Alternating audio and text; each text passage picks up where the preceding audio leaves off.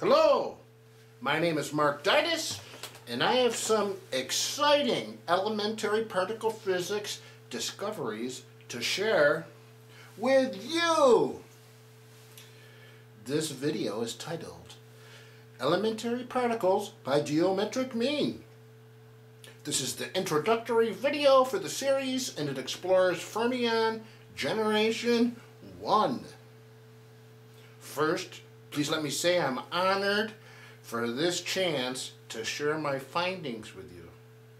Secondly, I'd like to say that the videos in this series are intended for an audience that includes the physics professional, or at least the layman with extensive undergraduate physics knowledge.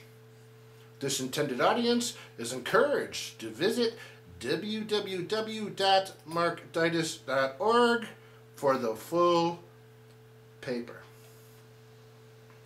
Question: can we derive the masses of quarks and leptons from first principles? Answer: yes! We will derive the masses of the quarks and leptons of fermion generation 1 utilizing the first principles of the right triangle, Pythagorean theorem, and square roots.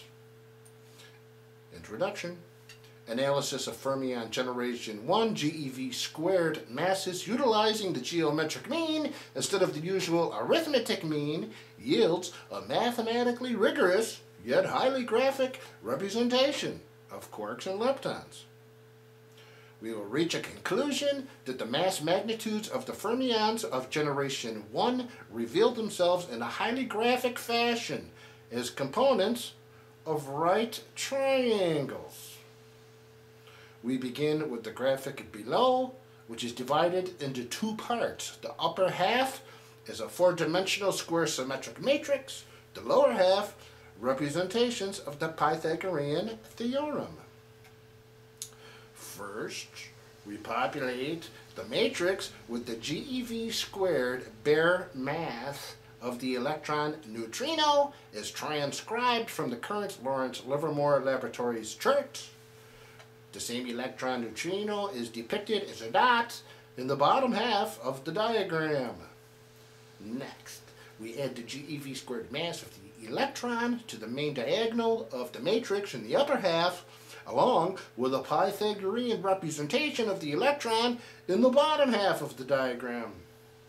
In the lower half, we represent the GeV squared bare mass of the electron as the area of a square, and we fill in the diagram in accordance with the Pythagorean theorem.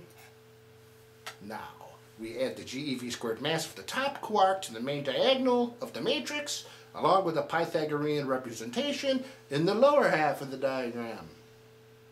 Like the electron, the up quark is depicted as an area that follows all the rules of the Pythagorean theorem. Next, we add the GeV squared mass of the down quark to the main diagonal of the matrix, along with its Pythagorean representation below. As the up quark and the electron before it, the down quark's GeV squared mass is depicted as area, or areas. Now, we see the red question marks in the Pythagorean representations.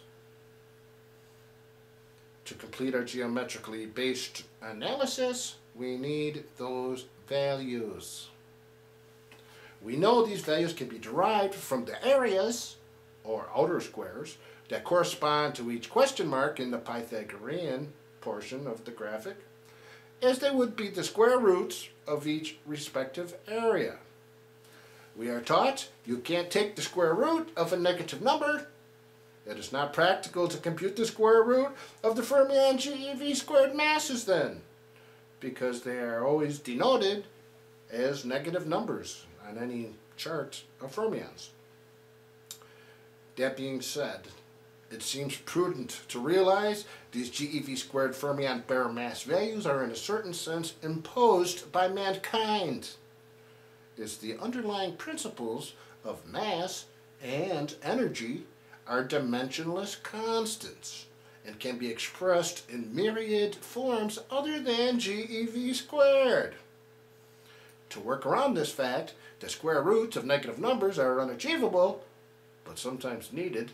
We normalize all generation 1 fermion GeV squared mass values to positive numbers by multiplying each fermion GeV squared mass by a value of 10 million each, as seen in the cells of the main diagonal of the matrix below. These particles are now represented by all positive numbers, starting with the electron neutrino as 1. The identical values in the Pythagorean representations of the lower half are now all positive numbers also. We can now take square roots of the GeV squared mass magnitudes of the generation 1 fermions. Notice we're not computing the square roots of GeV squared masses of fermion generation 1 per se, but we are computing the square roots of mass magnitudes.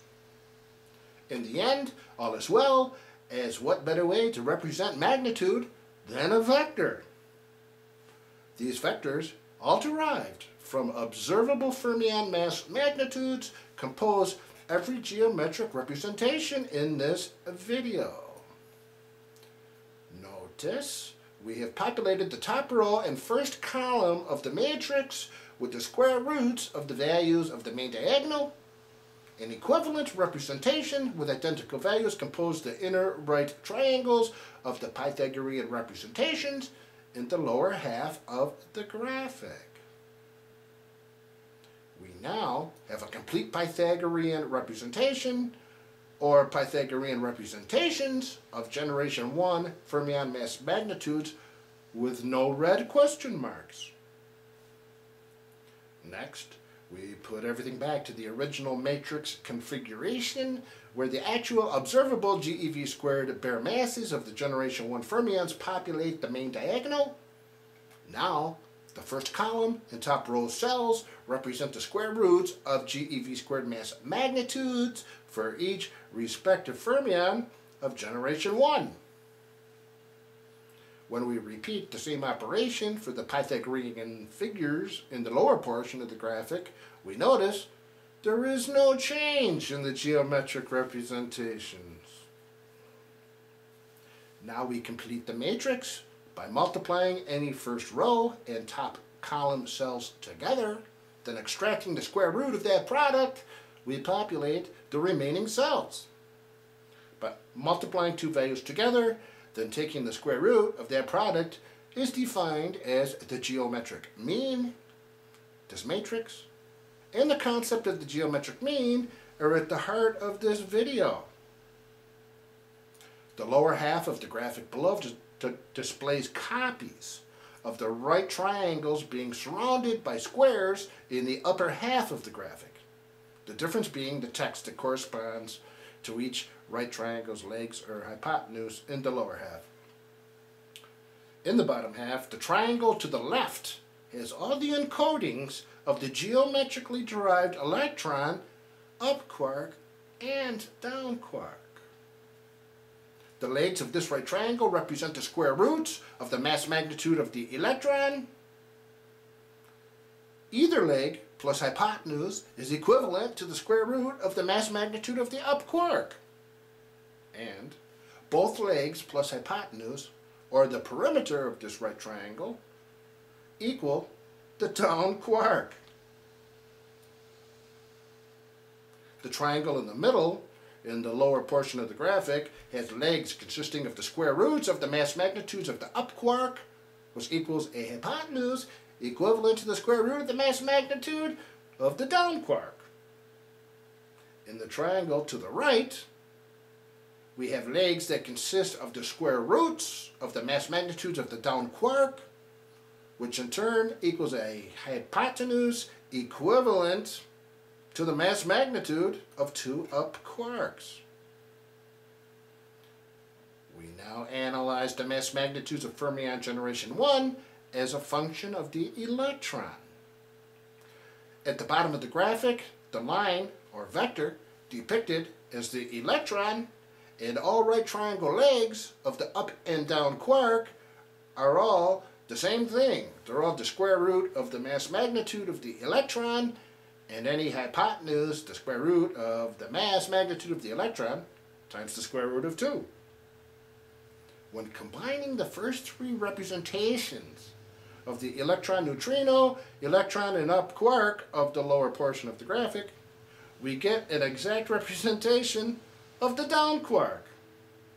To be more specific, if we add the GeV squared mass magnitudes of the electron neutrino, electron, and up quark, it equals the mass magnitude of the down quark to within 0.9997%.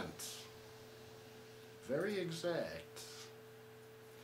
In terms of their mass magnitudes, the four particles of fermion generation 1 reveal themselves as right triangles in a very exact way.